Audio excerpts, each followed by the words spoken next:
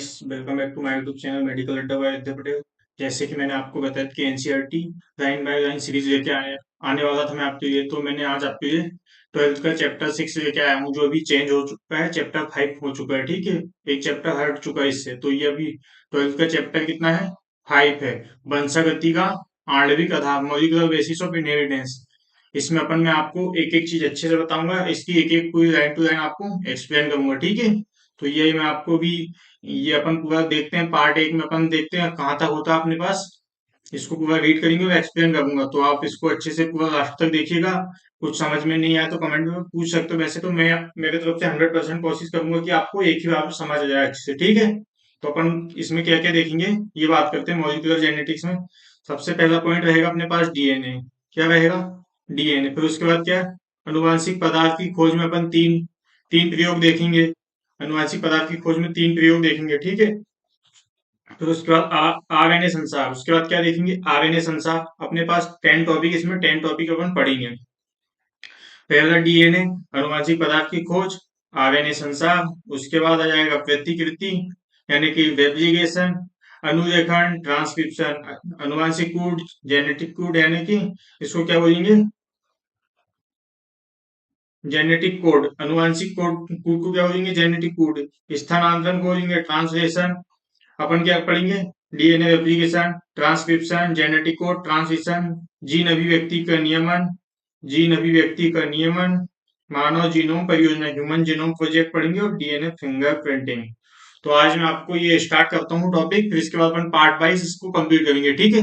क्योंकि बहुत लेंदी लेंदी चैप्टर है, तो टाइम लगेगा अपन को ये कंप्लीट करने में। तो अपन आज सबसे पहले देखेंगे डीएनए और अनुवांशिक पदार्थ की खोज कंप्लीट करने का प्रयास करेंगे, ठीक है। तो अपन देखते हैं अभी, एक तरफ से पढ़ते हुए चलेंगे। जो जो इंपॉर्टेंट रहेगा उसको मैं हाईलाइट कर दूंगा, ठीक है। अब देखते हैं अपन इसमें। पिछले अध्याय में आपने वंशागति प्रतिरूपों के अनुवांशिक आधार के बारे में पढ़ा है। यानी कि अभी जो अपन ने इनहेरिटेंस वाला टॉपिक है अपना 4th नंबर का, उसमें आपने पढ़ा है, ठीक है। मेंडल के मेंडल के मेंडल के नियमों के प्रतिपादन तक वे कारक जो वंशागति के प्रतिरूप को नियंत्रित करते हैं, उनके बारे में कोई जानकारी नहीं थी। उनके बारे में कोई जानकारी नहीं थी। 100 वर्षों बाद अनुमानित अनुवांशिक पदार्थ का पता चल पाया है। यानी कि पहले जो मेंडल ने कारक कहा था, उनका 100 वर्षों बाद पता चला कि जो जीन होते हैं उन्हीं को मेंडल ने क्या कहा था? कारक कहा था, ठीक है। 100 वर्षों बाद अनुमानित अनुवांशिक पदार्थ का पता चल पाया है। अधिकतर जीवों में यह अनुवांशिक पदार्थ अधिकतर जीवों में यह अनुवांशिक पदार्थ डीएनए, डीऑक्सी राइबो न्यूक्लिक अम्ल था। अधिकांश जीवों में कौन सा न्यूक्लिक एसिड देखा गया है? डीएनए, ठीक है। कक्षा 11वीं में आप पढ़ चुके हैं कि न्यूक्लिक अम्ल न्यूक्लियोटाइड का बहुलक है। आपने पॉलीमर चैप्टर पढ़ा होगा, बहुलक, ठीक है, बायोमोलिक्यूल, जिसमें आपने ये पढ़ चुका होगा। न्यूक्लिक अम्ल न्यूक्लियोटाइड का बहुलक इसमें बताऊंगा मैं आपको आगे। सजीवों में दो प्रकार का न्यूक्लिक अम्ल मिलते हैं, डीऑक्सी राइबो न्यूक्लिक अम्ल और राइबो न्यूक्लिक अम्ल। डीएनए और आरएनए, डीऑक्सी राइबो न्यूक्लिक अम्ल और राइबो न्यूक्लिक अम्ल। राइबो क्यों बोला गया, डीऑक्सी क्यों बोला गया, ये आपको पता होगा कि क्यों? क्योंकि डीएनए में डीऑक्सी राइबोस शुगर होती है और आरएनए में राइबोस शुगर होती है, ठीक है। अधिकतर जीवों में अनुवांशिक पदार्थ डीएनए है। ये बात भी अभी ऊपर भी हुई थी कि अधिकांश जीवों में अनुवांशिक पदार्थ क्या होता है? डीएनए होता है। कुछ वायरस कुछ वायरस याद रखना, कुछ वायरस जिसमें आरएनए अनुवांशिक पदार्थ के रूप में मिलता है। कुछ वायरस होते हैं जिनमें जेनेटिक मटेरियल क्या मिलता है? RNA, okay. इसके बाद आगे चलते हैं। लेकिन यह अधिकतर वाहक के रूप में कार्य करते हैं। जो वायरस में आरएनए होता है वो किसके रूप में कार्य करते हैं? वेक्टर के रूप में कार्य करते हैं। आरएनए के अन्य और भी अतिरिक्त कार्य है। आरएनए इसके अलावा क्या क्या कर सकता है? इसके बहुत सारे काम है। अनुकूलक के रूप में कार्य करता है, संरचनात्मक व कुछ स्थितियों में उत्प्रेरक यानी एंजाइम की तरह भी कार्य करता है। आपको मैं आगे बताऊंगा। राइबोजाइम एक एंजाइम है जो क्या है? प्रोटीन नहीं होता। क्या है? आरएनए है वो। बाकी सारे एंजाइम क्या होते हैं? प्रोटीन होते हैं, लेकिन राइबोजाइम एक ऐसा एंजाइम है जो आरएनए है, ठीक है। न्यूक्लियोटाइड न्यूक्लियोटाइड की संरचना व एकल इकाइयों से जुड़कर न्यूक्लिक अम्ल बहुलक बनता है। अब न्यूक्लियोटाइड कैसे बनता है ये आपको पता होगा, मैं आपको बता देता हूँ न्यूक्लियोटाइड कैसे बनता है, ठीक है। जैसे न्यूक्लियोटाइड, न्यूक्लियोटाइड किससे मिलकर बनता है? Nucleoside plus phosphate. Nucleoside plus phosphate से मिलकर क्या बनता है? न्यूक्लियोटाइड। न्यूक्लियोटाइड, अब न्यूक्लियोसाइड किस किस से मिलकर बनता है? Nitrogenous base plus pentose sugar. Nucleoside किस किस से मिलकर बनता है? Nitrogenous base plus pentose sugar. ठीक है, नाइट्रोजनस बेस और पेंटोज शुगर से मिलकर न्यूक्लियोसाइड बनता है, न्यूक्लियोटाइड। नाइट्रोजनस बेस वो न्यूक्लियोटाइड किससे मिलेगा? Nucleoside plus phosphate. ठीक है, इससे मिलकर न्यूक्लियोटाइड बनता है। तो अपन ने इसमें क्या बोला है? न्यूक्लियोटाइड की संरचना व एकल इकाइयों से जुड़कर न्यूक्लिक अम्ल बनता है। न्यूक्लियोसाइड की एक एक संरचना, एक एक अणु मिलकर क्या बनाएंगे? न्यूक्लिक अम्ल बनाएंगे। ठीक है, जुड़कर न्यूक्लिक अम्ल बहुलक बनने के बारे में आप पहले ही कक्षा 11वीं में पढ़ चुके हैं कि न्यूक्लिक अम्ल, न्यूक्लियोटाइड की एक एक मॉलिक्यूल मिलके कैसे न्यूक्लिक एसिड बनाते हैं, अपन 11वीं में पढ़ चुके हैं। ठीक है, इसके बाद आगे देखते हैं। इस अध्याय में डीएनए की संरचना, इसकी प्रतिकृति, रेप्लिकेशन, डीएनए से आरएनए का निर्माण, ट्रांसक्रिप्शन, जेनेटिक कोड, प्रोटीन से अमीनो अम्ल ट्रांसलेशन के क्रम को निर्धारित करते हैं। प्रोटीन संश्लेषण यानी कि ट्रांसलेशन प्रक्रिया व इनके नियंत्रण इनके नियंत्रण के प्रारंभिक आधार के बारे में पढ़ेंगे। ट्रांसलेशन ट्रांसक्रिप्शन के नियंत्रण के प्रारंभिक आधार के बारे में अपन आगे देखेंगे। ठीक है, पिछले दशक में मानव जीनोम में स्थित पूर्ण न्यूक्लियोटाइड्स क्रमों के निर्धारण से जीनोमिक्स के नई महाकाल को आरंभ नई महा नए महाकल्प को आरंभ हुआ है। इस अध्याय के अंतिम खंड में प्रोडक्ट ह्यूमन जीनोम प्रोजेक्ट यानी कि मानव जीनोम अनुक्रम की आवश्यक पहलुओं एवं इसके परिणामों के बारे में वर्णन किया गया है। ह्यूमन जीनोम प्रोजेक्ट में क्या बताया गया है कि मानव में जितनी भी जीन होती है एक एक का स्टडी कर ली चुकी है। ठीक है, कितनी जीन होती है, कितने क्या होते हैं, ये सब अपन आगे देखेंगे। ठीक है, अभी देखते हैं। अपनी चर्चा की शुरुआत सबसे पहले सजीवों में मिलने वाले सर्वाधिक रुचि का अणु डीएनए, सजीवों में मिलने वाले सर्वाधिक रुचि का अणु डीएनए की संरचना के अध्ययन से करें। आगे के खंडों में इस बात को समझने का प्रयास करेंगे कि यह बहुतायत में मिलने वाला यानी कि बहुत ज्यादा जीवों में मिलने वाला आनुवांशिक पदार्थ क्यों है। इसके बाद आगे अध्ययन करेंगे अपन इसका। इसका इसका आरएनए के साथ क्या संबंध है, ये भी आरएनए गलत लिखा है। ठीक है, आरएनए के साथ क्या संबंध इसका डीएनए का। तो अपन अपने पास एक फर्स्ट पॉइंट क्या आ गया? डीएनए। तो अपन ने डीएनए, फिर अपन ने 10 पॉइंट देखे तो अपने पास फर्स्ट पॉइंट आ गया डीएनए। इसको पढ़ते हैं, फिर उसके बाद आगे चलेंगे अपन। अच्छे से समझना, एक एक चीज बताऊंगा मैं। ठीक है, डीएनए न्यूक्लिक डीऑक्सीराइबो न्यूक्लियोटाइड का एक लंबा बहुलक है। डीऑक्सी राइबोन्यूक्लियोटाइड का एक लंबा बहुलक है। डीएनए की लंबाई समानता इसमें मिलने वाले न्यूक्लियोटाइड युग्म का संबंध क्षार युग्म से है। मैंने आपको बताया कि न्यूक्लियोटाइड किस किस से मिलकर बने होते हैं? Nitrogenous base, pentose sugar plus phosphate, ये तीन से मिलकर न्यूक्लियोटाइड बना होता है। ठीक है, पर निर्भर करता है इसकी लंबाई। डीएनए की लंबाई किस पर रहेगी? नाइट्रोजन बेस पे। यह किसी भी जीव की विशेषता है उदाहरणार्थ एक जीवाणुभोजी बैक्टीरियोफेज में, जिसे 5174 कहते हैं, जिसमें 5386 न्यूक्लियोटाइड मिलते हैं। कितने मिलते हैं? 5386 न्यूक्लियोटाइड मिलते हैं जीवाणुभोजी जिसे 5174 कहते हैं। 174 जिसमें कितने न्यूक्लियोटाइड मिलते हैं? 5386। ये याद रखना, आपके क्वेश्चन में आ सकता है, ऑब्जेक्टिव में भी। ये चारों चारों जीवाणुभोजी यानी कि जो दे रखा है, इसके न्यूक्लियोटाइड याद रखने किसमें कितना होता है। ठीक है, जीवाणुभोजी लैम्डा जिसमें कितने होते हैं? 48,502 बेस पेयर होते हैं। उसमें क्या होते हैं? न्यूक्लियोटाइड। और इसमें क्या होते हैं? Base pair. याद रखना, न्यूक्लियोटाइड और बेस पेयर में डिफरेंस। उसमें न्यूक्लियोटाइड मिलते हैं, इसमें बेस पेयर क्षार युग्म मिलते हैं। इस चिविचिया कोलाई ई कोलाई में कितने मिलते हैं? 4.6 इंटू 10 की पावर 6, 4.6 इंटू 10 की पावर 6 बेस पेयर मिलते हैं। वह मनुष्य के अगुणित हैप्लॉइड, याद रखना, एन में कितने मिलते हैं? 3.3 इंटू ह्यूमन में, याद रखना। आपको मैं आगे क्वेश्चन करवाऊंगा इसका भी, ठीक है, कि कैसे आया ये 3.3 इतना लंबा कैसे होता है। अपन जब डीएनए की संरचना पढ़ेंगे तब बताऊंगा आपको। मनुष्य के अगुणित डीएनए में 3.3 इंटू 10⁻9 बेस पेयर होते हैं। कितने?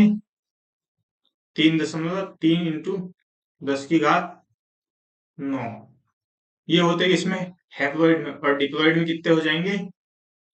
2n में 6.6 इंटू 10⁻9, याद रखना, ठीक है। ये और आपको मैं अच्छे से डिटेल में बताऊंगा। याद रखना कि हैप्लॉइड सेल में 3.3 इंटू 10⁻9 और डिप्लॉइड में 6.6 इंटू 10⁻9 बेस पेयर होते हैं। अब इस लंबे बहुलक की संरचना का वर्णन करेंगे। अब अपन देखेंगे डीएनए की संरचना। पॉलीन्यूक्लियोटाइड श्रृंखला की संरचना। पॉलीन्यूक्लियोटाइड श्रृंखला डीएनए डीएनए या आरएनए की रासायनिक संरचना संक्षेप में निम्न है। न्यूक्लियोटाइड के 3 घटक होते हैं। मैंने आपको पहले ही बता दिया कि न्यूक्लियोटाइड किस किस से क्यों बनता है। नाइट्रोजनस बेस, पेंटोस शुगर और न्यूक्लियोटाइड, हाँ, पेंटोस शुगर। आरएनए में राइबोज मिलती है और डीएनए में डीऑक्सी राइबोज मिलती है। ये भी मैंने आपको बताया दिया कि डीएनए में डीऑक्सी राइबोज शुगर होती है और आरएनए में राइबोज शुगर होती है। किस किस से न्यूक्लियोटाइड के 3 घटक कौन कौन से? नाइट्रोजनस बेस, पेंटोस शुगर और आगे एक और बताएगा, एक फास्फेट अणु होता है, एक फास्फेट ग्रुप होता है, जो 3 चीज से मिलकर क्या बनता है? एक न्यूक्लियोटाइड बनता है। नाइट्रोजनी क्षार 2 प्रकार के होते हैं। नाइट्रोजनस बेस कितने प्रकार के होते हैं? 2 प्रकार के होते हैं, प्यूरिन एंड पाइरिमिडीन। प्यूरिन कौन कौन से होते हैं? Adenine and guanine. प्यूरिन कितने होते हैं? 2 होते हैं, एडेनिन एंड ग्वानिन।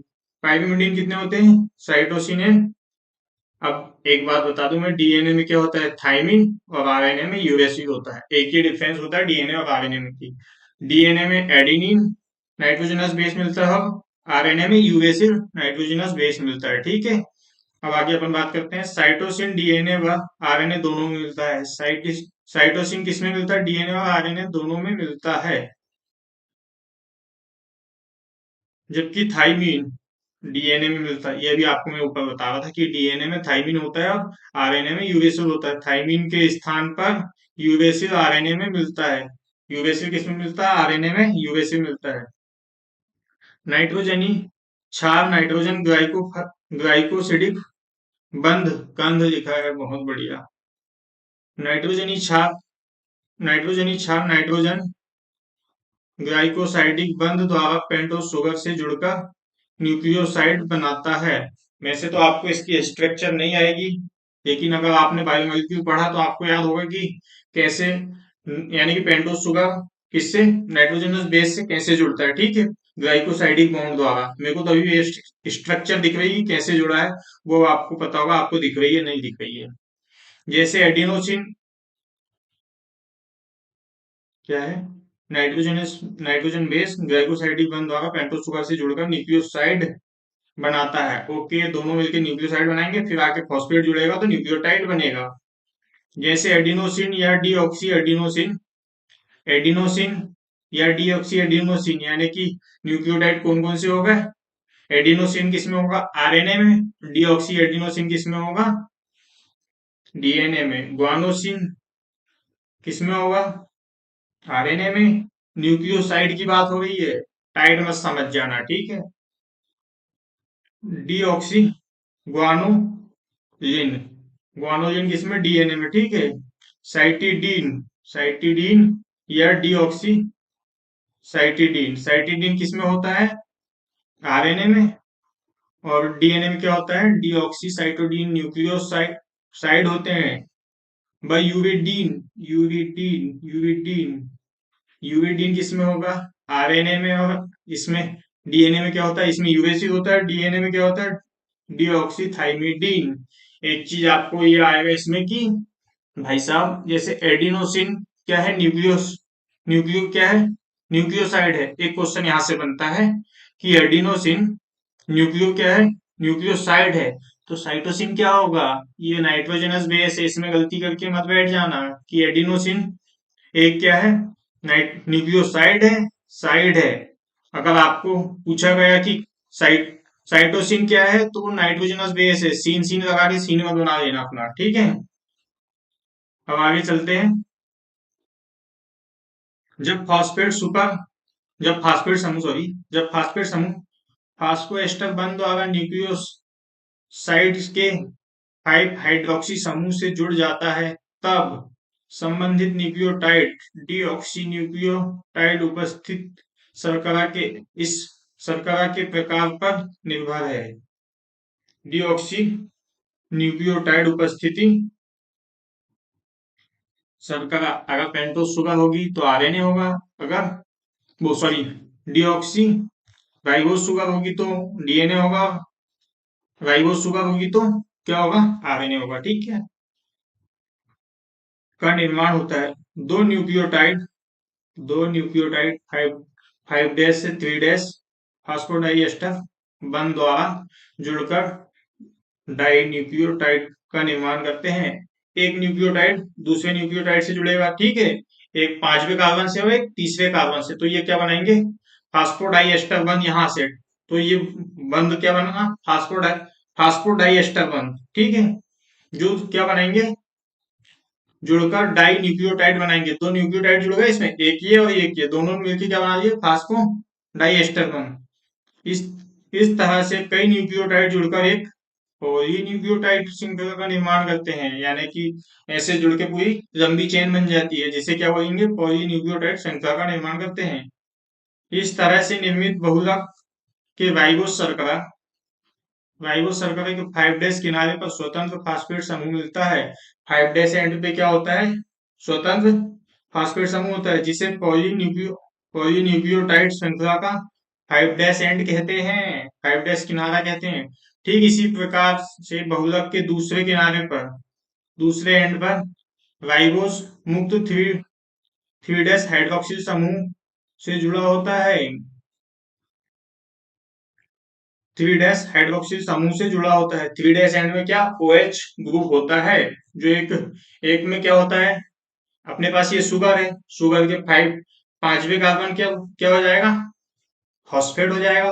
और तीसरे कार्बन पे OH लगा होता है।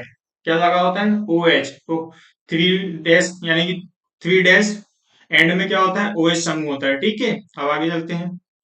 पॉलीन्यूक्लियोटाइड, ये एक बार देख लो।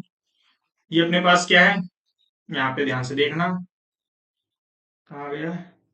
ये 3 डैश एंड है, तीसरा कार्बन, पहला का पॉलीन्यूक्लियोटाइड। इसमें देखो, जैसे डायग्राम में दिखा रखा है, ये फॉस्फेट है ये, ठीक है। और ये कार्बन है। ये ये फास्फोएस्टर दोनों मिलकर क्या बना लिए? फास्फोडाइएस्टर बॉन्ड, ठीक है। और ये नाइट्रोजनस बेस जुड़ा है, यहाँ पे नाइट्रोजनस बेस। ये OH ग्रुप है 3 डैश एंड पे, और ये 5 डैश एंड पे क्या है? 5 डैश एंड में क्या है? फास्फेट ग्रुप, ठीक है। तो ये अपन ने देखी है। इस अपन ने वहां पे क्या देखे थे? पॉलीन्यूक्लियोटाइड श्रृंखला का 3 डैश किनारा कहते हैं। पॉलीन्यूक्लियोटाइड श्रृंखला के आधार का निर्माण शर्करा फास्फेट से होता है। एक क्वेश्चन ये हो गया भाई साहब कि जो भी पॉलीन्यूक्लियोटाइड है उसका बेस कौन बनाता है? आधार कौन बनाता है? आधार कौन बनाता है? शर्करा। शर्करा और फास्फेट मिलकर बनाते हैं, नाइट्रोजनस बेस नहीं बनाते बेस, ओके। नाइट्रोजनस क्षार शर्करा अंश से जुड़ा होता है, जो आधार में प्रेक्षित होता है, जो आधार से जुड़ा होता है, ठीक है। आरएनए में प्रत्येक न्यूक्लियोटाइड अवशेष के राइबोस की 2 डैश जगह पर एक अतिरिक्त हाइड्रोक्सिल समूह स्थित होता है। दूसरे कार्बन पे क्या होता है? एक अतिरिक्त OH ग्रुप होता है। आरएनए में थाइमीन 5 मिथाइल यूरेसिल थाइमीन का दूसरा रासायनिक नाम है। यानी कि थाइमीन का और दूसरा नाम क्या है? 5 मिथाइल यूरेसिल, ठीक है। जो रासायनिक नाम है थाइमीन का। आरएनए में थाइमीन की जगह पर क्या होता है? यूरेसिल मिलता है, याद रखना, मैंने पहले बताया था आपको, ओके। अब अपन आगे देखते हैं न्यूक्लिक एसिड की खोज के बारे में। फ्रेडरिक फ्रेडरिक मिस्चर ने 1869 में केंद्रक में मिलने वाले अम्लीय पदार्थ डीएनए की खोज की। यानी कि केंद्रक में क्या मिलता है, डीएनए जो अम्लीय होता है, की थी। उसने इसका नाम न्यूक्लियन, फ्रेडरिक मिस्चर ने डीएनए का क्या नाम दिया था, न्यूक्लियन दिया था। ठीक है। ऐसे लंबे संपूर्ण बहुलक को तकनीकी कमियों के कारण विलगित करना कठिन था, यानी कि अलग करना कठिन था। इस कारण से बहुत लंबे समय तक डीएनए की संरचना के बारे में स्पष्ट जानकारी नहीं थी। यानी कि डीएनए इतना लंबा बहुलक है। देखते हैं मॉरिस विल्किंस तथा रोजलिंड फ्रैंकलिन द्वारा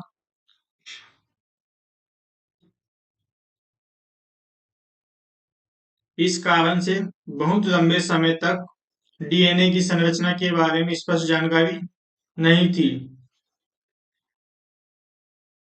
मॉरिस विल्किंस व रोजलिंड फ्रैंकलिन द्वारा दिए गए एक्स रे निवर्तन आंकड़े के आधार पर 1953 में जेम्स वाटसन तथा फ्रांसिस क्रिक ने डीएनए की संरचना का द्विकुंडली नमूना प्रस्तुत किया, यानी कि डबल हेलिक्स मॉडल प्रस्तुत किया। यानी कि ये सबसे पहले क्या किया, विल्किंस और फ्रैंकलिन ने क्या, एक्सरे का क्या, एक्सरे ले लिया था डीएनए का। इन्होंने बहुत बहुत कुछ डिफाइन कर दिया कि ये होता है, नाइट्रोजन बेस होते हैं, कौन किससे जुड़ता है। फिर इसकी कॉपी किसने की, वाटसन और क्रिक ने इसको एक्सप्लेन कर दिया। ठीक है, आगे देखते हैं। डीएनए की संरचना का द्विकुंडीय नमूना प्रस्तुत किया। डबल हेलिक्स मॉडल किसने दिया था डीएनए की संरचना का, जेम्स वाटसन एवं क्रिक ने, फ्रांसिस क्रिक ने। उनके प्रस्ताव में पॉलीन्यूक्लियोटाइड श्रृंखला की दो लड़ियां के बीच क्षार युग्मन की उपस्थिति एक बहुत प्रमाणित श्रृंखला थी। यानी कि दो हेलिक्स के बीच में क्या होते हैं, नाइट्रोजन बेस होते हैं। ओके, उन्होंने ऐसा कहा। उपरोक्त प्रस्ताव द्विकुंडलिनी डीएनए की इरविन चार्गाफ के परीक्षण के आधार पर भी था। पहले इनसे पहले कौन आ गया था, चार्गाफ आ गया था। उन्होंने बता दिया कि एडेनिन और थाइमिन डबल बॉन्ड द्वारा जुड़ते हैं, ग्वानिन व साइटोसिन ट्रिपल बॉन्ड द्वारा जुड़ते हैं। ये किसने, पहले चार्गाफ ने बता दिया, फिर उसके बाद कौन आए, वाटसन एवं क्रिक। फिर उन्होंने वही एक्सप्लेन कर दिया। ओके, कि उसकी संरचना में उन्होंने देखा कि एडेनिन डबल बॉन्ड से किससे, थाइमिन से जुड़ा हुआ है, ग्वानिन साइटोसिन से ट्रिपल बॉन्ड से जुड़ा हुआ है उसकी संरचना में, दोनों के बीच में। यानी कि ये दो हेलिक्स है, यहाँ पे क्या है, एक साइड एडेनिन और एक साइड थाइमिन, ये डबल बॉन्ड से जुड़े हुए हैं। फिर ग्वानिन और साइटोसिन किससे, ट्रिपल बॉन्ड से जुड़े हुए हैं। ये किसने बता दिया था, पहले चार्गाफ ने बता दिया, फिर उसको किसने बताया, वाटसन एवं क्रिक ने। ओके, आगे चलते हैं। उपरोक्त प्रस्ताव द्विकुंडली डीएनए के विभिन्न चार्गाफ के परीक्षण के आधार पर भी था। इनमें जिसमें इसने बताया कि एडेनिन व थाइमिन तथा ग्वानिन व साइटोसिन के बीच अनुपात स्थित व एक दूसरे के बराबर होते हैं। एडेनिन व थाइमिन एक दूसरे के बराबर होते हैं। ठीक है, ऐसे किसने बताया, चार्गाफ ने बताया था। क्षार युग्मन पॉलीन्यूक्लियोटाइड श्रृंखला की एक खास विशेषता है। बेस पेयर यानी कि पॉलीन्यूक्लियोटाइड किस की एक खास विशेषता है। बेस पेयर यानी कि एडेनिन ग्वानिन के युग्मन जुड़ना एक खास क्या है, विशेषता है किसकी, पॉलीन्यूक्लियोटाइड की।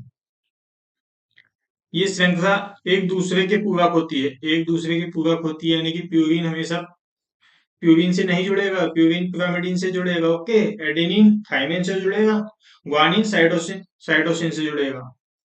किसी एक रज्जुक में स्थित क्षार क्रमों के बारे में जानकारी होने पर दूसरी रज्जुक के क्षार क्रमों की कल्पना कर सकते हैं। तो अगर आपको डीएनए के एक हेलिक्स के बेस पेयर पता है तो आप दूसरे हेलिक्स के बेस पेयर बता सकते हैं, क्योंकि दोनों एक दूसरे के विपरीत होते हैं। अगर इधर साइड एडेनिन ग्वानिन है तो इधर साइड क्या होगा, एडेनिन से कौन जुड़ेगा, थाइमिन, और ग्वानिन से साइटोसिन। तो अपन एक हेलिक्स से दूसरे हेलिक्स के बेस पेयर बता सकते हैं। ओके, एक दूसरे के पूरक है, इसलिए एक रज्जुक में स्थित क्षार क्रमों के बारे में जानकारी होने पर दूसरे रज्जुक के क्षार क्रमों यानी कि दूसरे हेलिक्स के बेस पेयर की कल्पना कर सकते हैं। यदि डीएनए, इसे पैतृक डीएनए कहते हैं, कि प्रत्येक रज्जुक नए रज्जुक के संश्लेषण हेतु टेम्पलेट का कार्य करते हैं।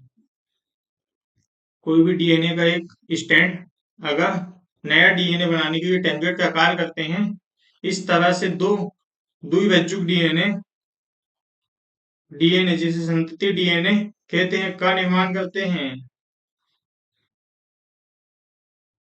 यदि डीएनए की प्रत्येक बच्चुक नए यानी कि डीएनए की प्रत्येक हेलिक्स नए हेलिक्स का निर्माण का संश्लेषण हेतु टेम्पलेट का कार्य करते हैं। इस तरह से दो द्विबीजक यानी डबल हेलिक्स डीएनए जिसे संतति डीएनए कहते हैं का निर्माण होता है। एक अगर अपन ने एक डीएनए ली है, उसकी दोनों हेलिक्स खोल दिए तो उससे दो नए डीएनए बनेंगे। ओके, ये कहना चाहता है ये जो पैतृक डीएनए अणु के समान होंगे, जो किसके समान होंगे, जो अपन ने एक डीएनए लिया था उसके समान होंगे। इस कारण से अनुवांशिक डीएनए की संरचना के बारे में बहुत स्पष्ट जानकारी मिल सकी। बहुत स्पष्ट जानकारी मिल सकी। कौन कौन सी जानकारी मिली अपन देखते हैं। डीएनए द्विकुंडलीय डीएनए की संरचना की खास विशेषताएं। डबल हेलिक्स मॉडल की यानी कि डबल हेलिक्स डीएनए की स्ट्रक्चर की खास विशेषताएं कौन कौन सी अपन देखते हैं। पहली, यह दो पॉलीन्यूक्लियोटाइड श्रृंखलाओं का बना होता है। दो पॉलीन्यूक्लियोटाइड न्यूक्लियोटाइड श्रृंखलाओं का बना होता है। एक हेलिक्स ये तैयार हो गया पूरा और एक हेलिक्स ये तैयार हो गया। ये दोनों मिलके यहाँ पे हाइड्रोजन बॉन्ड बनेंगे किसके बीच में, नाइट्रोजनस बेस के बीच में। फिर ये एक सीढ़ी तैयार होती है जिसे कहते हैं, क्या कहते हैं, डीएनए। डीएनए जिसका आधार सर्करा फास्फेट का बना होता है, जो मैंने पहले बताया था आपको कि बेस किस किस से मिलकर बना होता है, सुगर और फास्फेट से। वह क्षार भीतर की ओर प्रेक्षी होता है, क्षार भीतर की ओर जुड़ा हुआ होता है। ये क्या हो गया, सुगर और बेस मिलके ये बना दिए, बेस बना दिए। फिर बीच में ऐसे क्या जुड़े होंगे, क्या जुड़े होंगे, यानी कि ये अपने पास क्या हो गया, ये हो गया बेस हो गया। अब यहाँ पे क्या, एडिनिन थाइमीन, ये क्या जुड़े हुए हैं, हाइड्रोजन बॉन्ड से बीच में जुड़े हुए हैं। यानी कि एक सीढ़ी तैयार होती है, बेस बन गया, adenine thymine double bond, cytosine triple bond, guanine, इस तरह से जुड़े हुए होते हैं। ठीक है, विक्षेपी है। ये समझ आ गया ये पॉइंट कि दो पॉलीन्यूक्लियोटाइड श्रृंखला का बना होता है। बिल्कुल, एक ये हो गई, एक ये हो गई, जिसका आधार सर्करा phosphate, sugar phosphate, sugar phosphate, ये इससे मिलकर बना होता है। फिर यहाँ पे नाइट्रोजनस बेस, नाइट्रोजनस बेस, यहाँ पे भी nitrogenous base, nitrogenous base, sugar phosphate, sugar, ये इस तरह से बनता है। बाबू भैया समझ गए, ऐसे करके ये एक पॉइंट समझ आ गया। दोनों दोनों श्रृंखलाएं प्रति समानांतर ध्रुवणता रखती है। अगर ये 5 डैश है तो ये क्या होगा, 3 डैश होगा। 5 डैश यानी प्रति समांतर। आगे अपन देखते हैं, इसका मतलब एक श्रृंखला का ध्रुवण 5 डैश से 3 डैश क्यों होगा। ये 5 डैश है तो ये क्या होगा, 3 डैश। अगर ये 3 डैश है तो ये 5 डैश होगा। ओके, इधर देखते हैं, इसका मतलब एक श्रृंखला को ध्रुवणता 5 डैश से 3 डैश की हो तो दूसरी श्रृंखला की ध्रुवणता 3 डैश से 5 डैश की तरह होगी। ये हो गई। दोनों बज्जुक के क्षार आपस में हाइड्रोजन बंध द्वारा युग्मित होकर क्षार युग्मक बनाते हैं। ये बना दिया मैंने, दोनों बज्जुक के क्षार, ये नाइट्रोजनस बेस, ये आपको यहाँ पे बताया कि एडेनिन डबल बॉन्ड से जुड़ेगा और साइटोसिन ग्वानिन से, यानी कि ग्वानिन साइटोसिन से कितने, ट्रिपल बॉन्ड से जुड़ेगा। तो ये हो गया अपना ये पॉइंट, क्षार युग्मन बनाइए। एडेनिन व एडेनिन व थाइमिन जो विपरीत वज्जुकों में होते हैं। एडेनिन अगर इसमें है तो थाइमिन किसमें होगा, इसमें। इसमें क्या एडेनिन है तो इसमें क्या होगा, थाइमिन। विपरीत रज्जु में होते हैं यानी कि विपरीत हेलिक्स में होते हैं। एक हेलिक्स में एडेनिन है तो एक हेलिक्स में थाइमिन होगा। ओके, आपस में आगे देखते हैं आपस में क्या करते हैं। आपस में हाइड्रोजन बंध बनाते हैं। डबल बॉन्ड बनाइए, इसमें बना बता देता हूँ मैं। ये अपने पास बेस बन गया, ठीक है, ये बेस बन गया। यहाँ पे एक नाइट्रोजनस बेस है, कौन है ये, साइटोसिन, ग्वानिन से जुड़ेगा ट्रिपल बॉन्ड से, ये हाइड्रोजन बॉन्ड है। ओके, ठीक इस तरह से ग्वानिन साइटोसिन, साइटोसिन से 3 हाइड्रोजन बॉन्ड, कितने, 3। और एडेनिन थाइमिन से कितने में जुड़ रहा था, 2 हाइड्रोजन बंध द्वारा बंधा रहता है, जिसके फलस्वरूप सदैव प्यूरीन के विपरीत दिशा में पिरिमिडीन होता है, यानी कि दोनों एक साइड नहीं हो सकते। अगर यहाँ पे प्यूरिन है, यहाँ पे प्यूरिन है, तो यहाँ पे हमेशा पिरामिडीन होगा। ये आप देख लेना। अगर यहाँ पे क्या ये ये क्या है, प्यूरिन है, तो यहाँ पे क्या पिरामिडीन है। ये क्या था, पिरामिडीन, तो यहाँ पे क्या होगा, प्यूरिन। समझे क्या? यानी कि हमेशा उल्टा होगा। ये एक साइड दोनों प्यूरिन नहीं हो सकते कि ये भी प्यूरिन हो जाए और ये भी प्यूरिन, ऐसा संभव नहीं है। इससे कुंडली के दोनों रज्जु के बीच लगभग समान दूरी बनी होती है, जिससे कि एक साइड प्यूरिन होगा, एक साइड पिरामिडल होगा, जिससे दोनों की लंबाई मेंटेन होगी। नहीं तो थोड़ा पार्ट इधर हो जाएगा, थोड़ा पार्ट ऐसा हो जाएगा, जिससे कि दिक्कत हो जाएगी। ओके, जिससे दोनों की दूरी मेंटेन होगी। आगे देखते हैं। दोनों श्रृंखलाएं दक्षिण बढ़ती कुंडलित होती है, यानी कि दक्षिण बढ़ती कुंडलित होती है। कुंडली का pitch, okay, 3.4 nanometre. 3.4 nanometre, 1 nanometre 10 करोड़वा भाग होता है, वो ठीक है। बाय 10 के, हाँ, माइनस के बराबर होता है। वह प्रत्येक घुमाव के लगभग 10 क्षार युग्मक मिलते हैं। एक घुमाव में कितने, एक हेलिक्स में, सॉरी, एक घुमाव में कितने मिलते हैं, 10 बेस पेयर मिलते हैं। और इनके बीच की दूरी कितनी होती है, 3.4 नैनोमीटर। परिणाम स्वरूप एक कुंडली एक कुंडली में एक क्षार युग्मक के बीच लगभग 0.34 नैनोमीटर की दूरी होती है। इसको मैं आपको अच्छे से समझाता हूँ। ये अपने पास एक डीएनए बन गया, ये डीएनए बन गया। ओके, ये डीएनए बना, ठीक है। ये इसका एक पिच हो गया।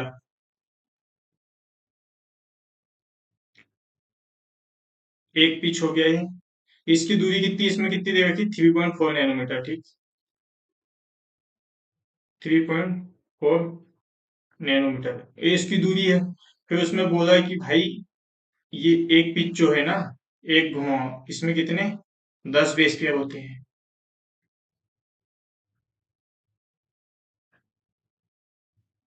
एक घुमाव में कितने, 10 बेस पेयर होते हैं। ओके, 10 बेस पेयर होते हैं। और एक बेस पेयर के बीच की दूरी, जैसे एडिनिन थाइमीन, ये डबल बॉन्ड से जुड़ गए। यहाँ पे ग्वानिन साइटोसिन, इनके बीच की दूरी, ये दूरी कितनी होती है, 0.34 नैनोमीटर। अपन इसको एंगस्ट्रॉम में कन्वर्ट कर लेते हैं, ठीक है। इसको एंगस्ट्रॉम में कन्वर्ट करेंगे, क्या हो जाएगा ये, 34 एंगस्ट्रॉम हो जाएगा। ये क्या हो जाएगा, 3.4 नैनोमीटर क्या हो जाएगा, 34 एंगस्ट्रॉम हो जाएगा। और ये 0.34 किस कन्वर्ट हो जाएगा, 3.4 एंगस्ट्रॉम में। ओके, ये याद रखना। नैनोमीटर में पूछ सकता कभी यूनिट आपसे, और एंगस्ट्रॉम में भी। तो आप कंफ्यूज मत होना इसमें। अब आगे चलते हैं, ये बहुत डिस्कस कर लिया। दुई कुंडली में एक क्षार युग्म की सतह के ऊपर दूसरे स्थित होते हैं। दुई कुंडली के एक क्षार युग्म के ऊपर दूसरे स्थित होते हैं। ये तो स्थित है ही, दिख ही रहा है। ये एक है, इसके ऊपर दूसरा बैठा हुआ है, एक है, इसके ऊपर दूसरा बैठा हुआ है। इसके अतिरिक्त हाइड्रोजन बंध कुंडलिनी संरचना को स्थायित्व प्रदान करते हैं। स्थायित्व प्रदान कौन करता है, हाइड्रोजन बॉन्ड। स्टेबिलिटी देता है किसको, डीएनए की संरचना को। बंध कुंडलिनी को स्थायित्व प्रदान करते हैं। प्यूरिन व पिरिमिडीन की संरचनात्मक तुलना करो। संरचनात्मक तुलना करो, उसकी संरचना अलग अलग है, वो देखना पड़ेगा, ठीक है। पिरामिडीन में 2 रिंग होती है, प्यूरिन में 1 रिंग होती है, इतना तो मेरे को याद है अभी, ठीक है। बाकी आपको डायग्राम बना के अगर पढ़ाना है तो मैं मॉलिक्यूल बायोमॉलिक्यूल बताऊंगा, वहां पे आपको डायग्राम है, वहां पे बता दूंगा। प्यूरिन व पिरामिडीन की संरचनात्मक तुलना करो। क्या आप बता सकते हैं कि डीएनए में 2 पॉलीन्यूक्लियोटाइड श्रृंखलाओं के बीच की दूरी, पॉलीन्यूक्लियोटाइड, एक पॉलीन्यूक्लियोटाइड,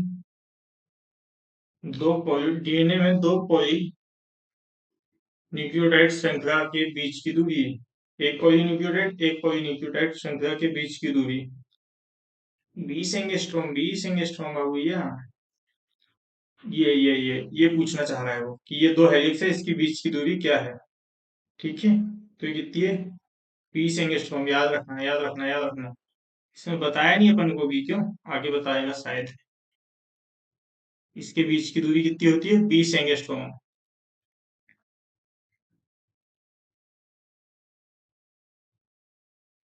हमेशा लगभग समान क्यों रहते हैं कि पॉलीन्यूक्लियोटाइड श्रृंखलाओं के बीच की दूरी हमेशा लगभग समान क्यों रहती है? ओके, समान क्यों रहती है?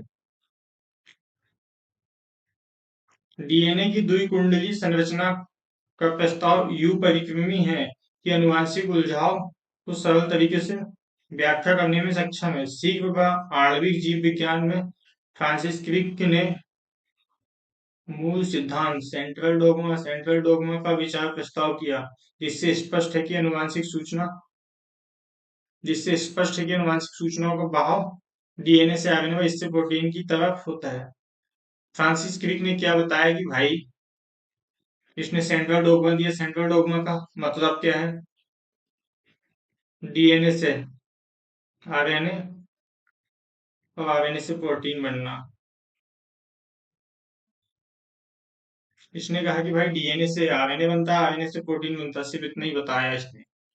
बाकी अगर डीएनए से डीएनए बनता है तो उसको बाद में बोला गया, ये तो पहले इसने इतना कहा था। फिर उसके बाद कुछ वायरस में देखा गया है कि डीएनए से डीएनए बन जाता है।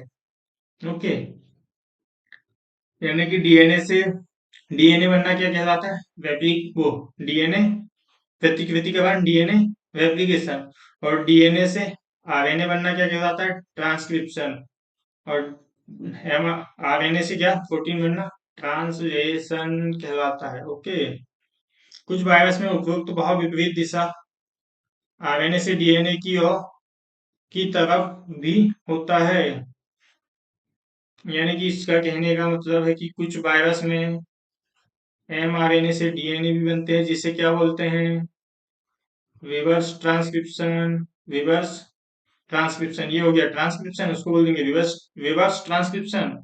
ये किसने दिया था? शायद टेटम और बाल्टीमोर, ऐसा करके दो दो साइंटिस्ट है जिन्होंने रिवर्स ट्रांसक्रिप्शन दिया। शायद नाम आएगा आगे। टेटम एवं टेटम एवं बाल्टीमोर, ऐसा करके दो साइंटिस्ट। ओके, जिन्होंने क्या दिया? रिवर्स ट्रांसक्रिप्शन, विपरीत अनुलेखन, डीएनए पैकेजिंग। अब अपन दूसरा पॉइंट देखें, डीएनए पैकेजिंग।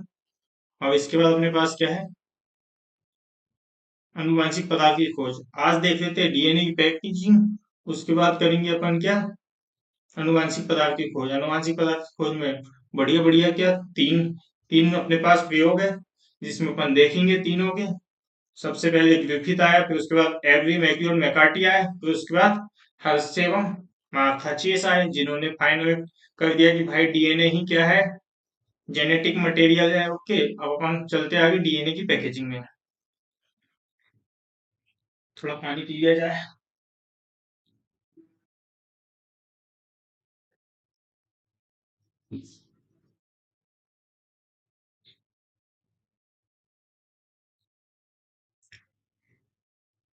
डीएनए कुंडली की पैकेजिंग। डीएनए को पैक क्यों करते, पहले ये बताओ मेरे को।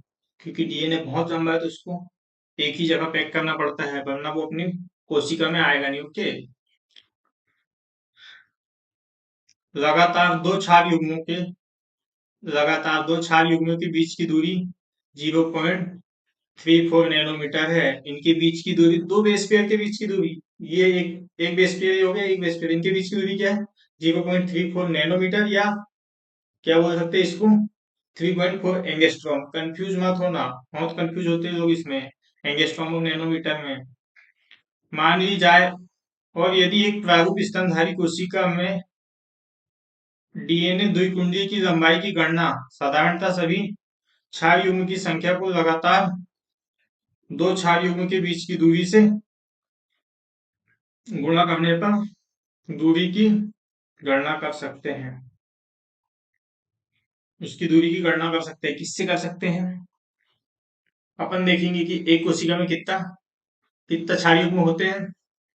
ठीक है, इसमें बोला कि प्रारूप, यदि एक प्रारूप स्तनधारी कोशिका में डीएनए द्विकुंडी की लंबाई की गणना अगर अपन को डीएनए की लंबाई जानना है तो क्या क्या कर सकते हैं, बेस क्षार युग्म जितने बेस पे होते हैं उसका इंटू कर दो किससे, उसके बीच की दूरी से, उसके बीच की दूरी से फिर उसकी लंबाई पता चल जाएगी हमको।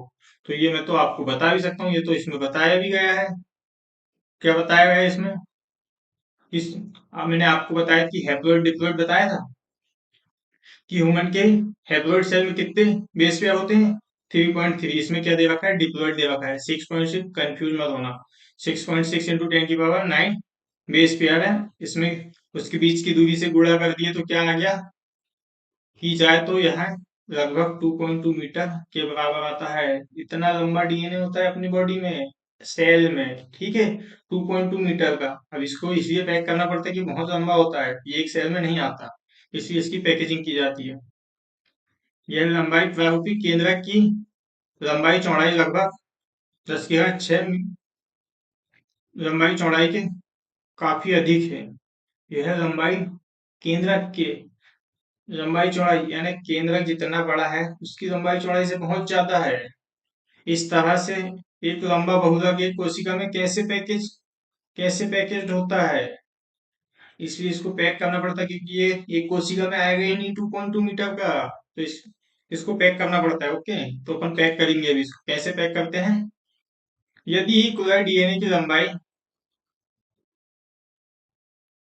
1.36 मिलीमीटर है,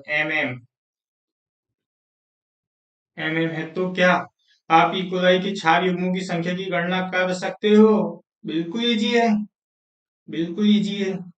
करके बताओगे आप या मैं बताऊं आपको।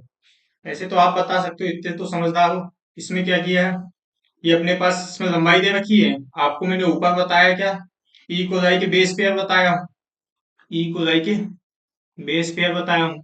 बेस पेयर में इससे इंटू कर देना। ओ सॉरी, बेस पेयर क्या पूछा, क्षार युग्मों की संख्या यानी कि बेस पेयर पूछा है। अपने पास लंबाई दे रखी है, लंबाई का किस में भाग दे दो, ये लंबाई है, इसका बेस पेयर से भाग दे दो। किससे दे दो, बेस पेयर के बीच की दूरी से भाग दे देना। तो आपके पास क्या आ जाएंगे, बेस पेयर निकल के आ जाएंगे, बेस पेयर निकल के आ जाएंगे। ओके, तो ये आप भी कर सकते हो, इसमें कोई बड़ी बात नहीं है।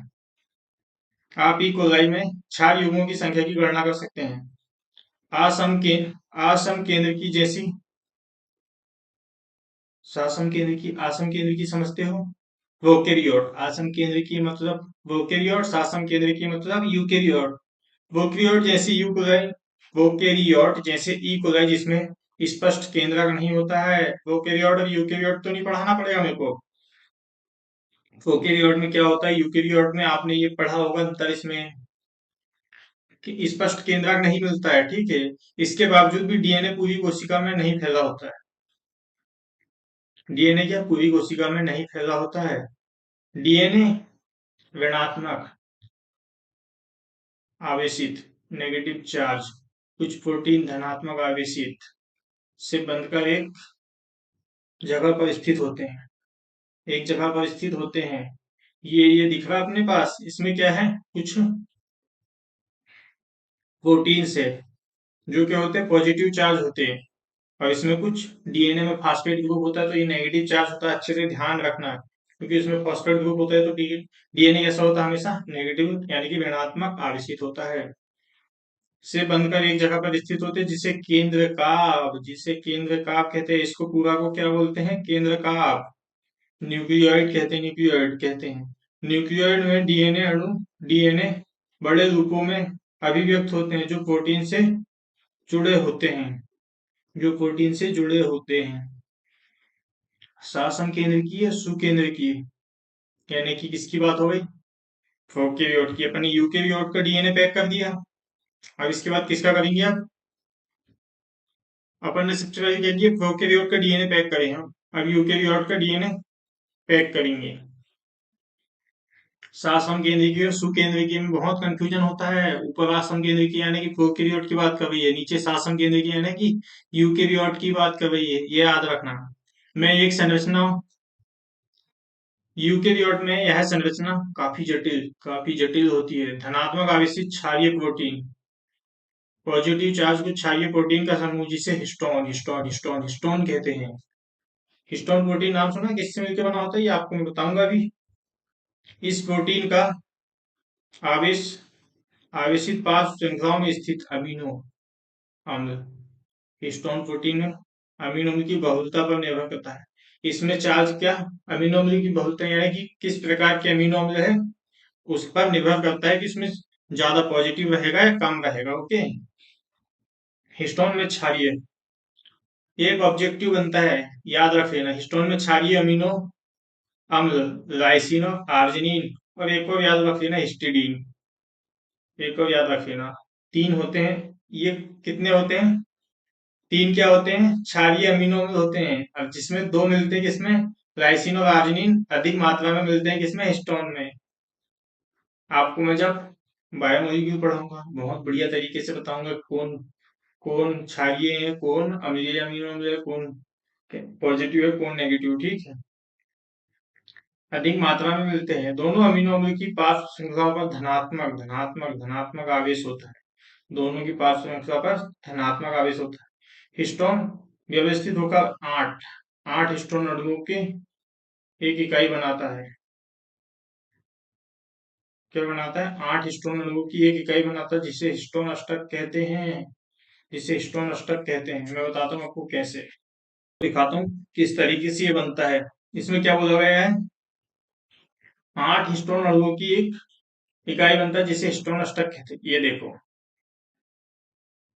एक, दो, तीन, चार, और इसी के पीछे चार है, ये मिलके क्या बनाइए, एक गोला बनाइए, ये गोला बनाए। ठीक है, एक ये गोला बनाइए इनने आठ ने मिलके, चार आगे चार पीछे। इसमें कौन कौन से होते हैं, H2A, इसका नाम पूछ लेता कभी, H2B,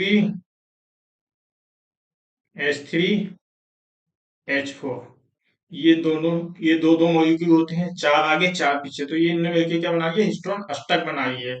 अब कैसे, अरे एक और होता है H1, ये दिख रहा है ना, ये वो H1, जिसे क्या बोलते हैं, लिंकर, लिंकर प्रोटीन बोलते हैं। और आगे बताता हूँ मैं आपको। हिस्टोन अष्टक तो बना लिया अपन ने, एक गोला बना लिया। अब इसमें डीएनए को कैसे बांधेंगे देखते हैं। धनात्मक आवेशित हिस्टोन अष्टक चारों तरफ से ऋणात्मक आवेशित डीएनए से सटा होता है, डीएनए से सटा होता है। जो हिस्टोन अष्टक इसे कौन घेरा हुआ होता है, ऐसे करके ऐसे करके ऐसे करके कौन घेरा हुआ होता है, ऋणात्मक आवेशित डीएनए, जो जिस जिसे न्यूक्लियोसोम कहते हैं, न्यूक्लियोसोम कहते हैं। प्रोकैरियोट में किसे न्यूक्लियोसोम किसे कहते हैं, जिसमें ये हिस्टोन अष्टक के चारों ओर डीएनए रपटा हुआ होता है, उसे क्या बोलते हैं, हिस्टोन अष्टक। इसमें क्या बोलते थे अपन ने, इसमें केंद्र का न्यूक्लियोइड कहा था, न्यूक्लियोइड। न्यूक्लियोइड में डीएनए बड़े रूपों में व्यवस्थित होता है, जो प्रोटीन से जुड़े हुए होते हैं। ठीक है, ये याद रखना। आप तो सबसे ज्यादा क्या आता है, ये आ जाता है। इसका डायग्राम दे देते हैं, ये क्या है, ये क्या है, कुछ भी पूछ लेते हैं आपसे। एक प्रारूपी न्यूक्लियोसोम, एक प्रारूपी न्यूक्लियोसोम में 200 बेस पेयर होते हैं, याद रख लेना। ऑब्जेक्टिव आएगा 200 बेस पेयर एक न्यूक्लियोसोम में। ये जितना डीएनए रखता हुआ है, इसमें इसमें कितने बेस पेयर है, ये डीएनए में कितने बेस पेयर है, 200 200। ठीक है, 200 बेस पेयर होते हैं। केंद्र में मिलने वाली एक संरचना न्यूक्लियोसोम जिस पर न्यूक्लियोसोम जिस पर न्यूक्लियोसोम एक के बाद एक मिलते हैं, उसे क्रोमेटिन कहते हैं। जिसमें न्यूक्लियोसोम यानी कि एक गठान, इस पे इतना डीएनए रखता, फिर ये आगे रखेगा, फिर ये ये इस तरह से ये क्या बन जाएगा, धागा बन जाएगा, क्रोमेटिन बन जाएगा, उसे क्रोमेटिन कहते हैं। जो केंद्रक में, ये देख रहे हो, ये आप एक एक ये बीट देख रहे हो, ये क्या है, क्रोमेटिन है। ये क्या है, क्रोमेटिन है। ये छोटा सा न्यूक्लियोसोम है, इसमें ये डीएनए रखता, ये बन गया क्या अपना क्रोमेटिन। ओके। जो केंद्रक में अभिरंजित धागे की तरह की संरचना होती है, तो मैंने आपको पहले ही बता दिया कि ये धागा बन रहा है। इलेक्ट्रॉन सूक्ष्म व्यवस्थित यानी माइक्रोस्कोप द्वारा देखने पर न्यूक्लियोसोम क्रोमेटिन जिस तरह से डोरी पर बीड, माला देखी हो आपने, माला पे जैसे मोती पिरोए हुए होते हैं ना, वैसे ही क्या मिलता है अपने को, न्यूक्लियोसोम मिलता है केंद्रक में। न्यूक्लियोसोम क्रोमेटिन, जिस तरह से डोरी पर बीड्स, ये न्यूक्लियोसोम मिलके क्या बना देंगे, क्रोमेटिन बना देंगे। ये छोटे छोटे क्या है, मोती क्या है, न्यूक्लियोसोम है। और ये डीएनए ने क्या मिलकर बना दिया, धागा, ये डीएनए, और इसमें कुछ मोती पिरो दिए, ये क्या बन गया, क्रोमेटिन बन गया। न्यूक्लियोसोम ये मोती हो जाएंगे, ये धागा हो जाएगा क्या अपना, क्या हो जाएगा, डीएनए। डोरी पर बीड्स की तरह से दिखाई पड़ते हैं। सैद्धांतिक रूप से तुम सोच सकते हैं कि एक स्तनधारी कोशिका में ऐसे दाने न्यूक्लियोसोम की तरह न्यूक्लियोसोम की तरह की संरचना की संख्या क्या हो सकती है, यानी कि कितने न्यूक्लियोसोम हो सकते हैं, वो तो आप सोचेंगे बाद में, ठीक है, अभी टाइम नहीं है सोचने का। आगे बढ़ते हैं। आपसे ये तो नहीं पूछा जाएगा कि कितने न्यूक्लियोसोम होते हैं कोशिका में, ये आप ना सोचे तो अच्छा रहेगा। अगर आपका दिमाग अच्छा चलता है तो आप सोच भी सकते हो। डोरी पर बीट्स सदृश संरचना क्रोमेटिन, मेरे कहने का मतलब एक ही है कि आपको उतना ही पढ़ना है जो पेपर में आता है, आपको पीएचडी नहीं करना है, एमबीबीएस में इसका कोई काम नहीं है भाई साहब, सही बता दूंगा आपको। हम तो आपको मेरे हालतों में बताने से रहा, बाकी आप, मैं जो मेरी बायोलॉजी अच्छी है तो मैं बायोलॉजी पढ़ा रहा हूँ, बाकी आपको एमबीबीएस का जो भी है वो कहानी मैं आपको कुछ दिन बाद सुनाऊंगा कि क्या पढ़ना होता है, क्या नहीं पढ़ना होता है, कैसे चिल करना होता है, ठीक है। एमबीबीएस में आके आप चिल ही करोगे, ठीक है। पढ़ाई लिखाई होती है मगर सिर्फ लिमिटेड, बाद में पीजी की जब तैयारी करेंगे जब फिर पढ़ेंगे, ठीक अच्छे से। अभी तो चिल करो, आप जल्दी से मेडिकल कॉलेज में आओ, फिर आपको भी चिल करना है, ठीक है। जैसे मैं बता रहा हूँ आपको वैसे मत समझ लेना आपकी ये सब सच्ची बोल रहे हैं, कि यानी कि चिल में कुछ नहीं होता भाई साहब, पढ़ना पड़ता है। चलो आगे बढ़ते हैं, ये तो मैं थोड़ा पीछे चला गया था अपनी कुछ बातें करने। डोरी पर बीड्स सदृश संरचना क्रोमेटिन में कोष्ठित होकर क्रोमेटिन धागे का निर्माण करती है। डोरी पर बीड्स साधारण संरचना यानी कि कुछ टाइटली बन जाती है, कुछ ज्यादा ही घने हो जाते हैं बीड्स, तो क्या धागे के निर्माण करती है, जो धागे आगे कुंडलित व संगठित होकर कोशिका विभाजन की मध्य अवस्था में गुणसूत्र का निर्माण करते हैं। ये क्रोमेटिन के मेटाफेज में क्या करेंगे, किसका निर्माण करेंगे, गुणसूत्र का, संगठित होके। कुछ स्तर पर क्रोमेटिन के पैकेजिंग हेतु अतिरिक्त प्रोटीन की आवश्यकता होती है, इसमें कुछ नॉन हिस्टोन प्रोटीन होते हैं, ठीक है। आगे ज्यादा पैकिंग करने के लिए, ठीक है, यानी कि थोड़ा सा बीट तो बना लिया अपन, क्रोमेटिन बना लिया, और उसको अच्छे से फोल्ड करने के लिए इसकी नॉन हिस्टोन प्रोटीन की आवश्यकता होती है। उच्च स्तर पर यानी कि अधिकतर लेवल पे क्रोमेटिन की पैकेजिंग हेतु अतिरिक्त प्रोटीन की आवश्यकता होती है, जिसे सामूहिक रूप से गैर हिस्टोन अणु, गैर हिस्टोन गुणसूत्रीय protein, non histone chromosomal protein कहते हैं। एक प्रारूपिक केंद्रक में कुछ जगहों पर क्रोमेटिन ढीले ढाले होते हैं, यानी कि क्रोमेटिन भी दो प्रकार के होते हैं, यूक्रोमेटिन, हेट्रोक्रोमेटिन। जो ढीले ढाले बंधे होते हैं ये आता है भाई साहब कि, यानी कि इसमें आपसे आपके पास एक क्वेश्चन रहेगा कि यूक्रोमेटिन या हेट्रोक्रोमेटिन दो में से कौन सक्रिय होता है ट्रांसक्रिप्शन के यानी डीएनए रेप्लिकेशन के लिए, तो कौन आएगा, यूक्रोमेटिन, ठीक है। हेट्रोक्रोमेटिन आगे कुछ भी नहीं काम आता, ये यही समाप्त हो जाता है। हेट्रोक्रोमेटिन जो है डीएनए से डीएनए बना सकता है, डीएनए से आरएनए बना सकता है, ठीक है। क्रोमेटिन ढीले ढाले बंधे व हल्के अभिव्यंजित होते हैं, यानी कि ये हल्का अभिव्यंजित होने, यानी कि हल्का कलर होता है, स्टेनिंग होती है इसकी, ज्यादा डार्क नहीं दिखता है। इसे क्या बोलते हैं, यू क्रोमेटिन। जो ज्यादा डार्क दिखता है उसे, जो काफी ढंग से पैक होता है, जिसमें बहुत ज्यादा गठान बनी हुई होती है, उसको क्या बोलेंगे, हेटेरोक्रोमेटिन। क्या बोलेंगे, हेटेरोक्रोमेटिन। बाकी तो आपको समझ आया ना, उसे हेटेरोक्रोमेटिन कहते हैं। तो आप, आज अपन ने दो पॉइंट पढ़े, क्या डीएनए क्या है, और उसके बाद डीएनए की पैकेजिंग। तो बाकी तो आपको बहुत कुछ समझ आया होगा, मेरे हिसाब से तो 100% समझ में आया होगा। मैंने देसी शुद्ध हिंदी में समझाया हूँ आपको, ठीक है, प्योर देसी भाषा में। बाकी ऐसा उसमें कुछ भी नहीं था, बाकी जो जो बताने का था, बाकी मेरे को तो कुछ कुछ इंपॉर्टेंट पता है कि इसमें क्या क्या बताना, तो मैंने वो आपको पूरा बता दिया हूँ। और आपको कुछ लगे तो आप कमेंट में बता सकते हो कि सर आपने ये बोला है। Well, अगर आपको कुछ लगे ऐसा तो आप बताइएगा, बिल्कुल मुझे कोई उसमें दिक्कत नहीं है कि भाई जो भी है, तो आप भी सीख रहे हैं, मैं भी सीख रहा हूँ, ठीक है। तो अपन फिर अपन कल का लेक्चर में आगे जेनेटिक मटेरियल की खोज देखेंगे, ठीक है, अनुवांशिक पदार्थ की खोज और आगे चलेंगे। ठीक है, Thank आज you के लिए for इतना ही काफी watching है। this video. Okay, thank If you, you thanks for enjoyed it, please watching, hit bye the like bye, good button night. and the bell notification icon.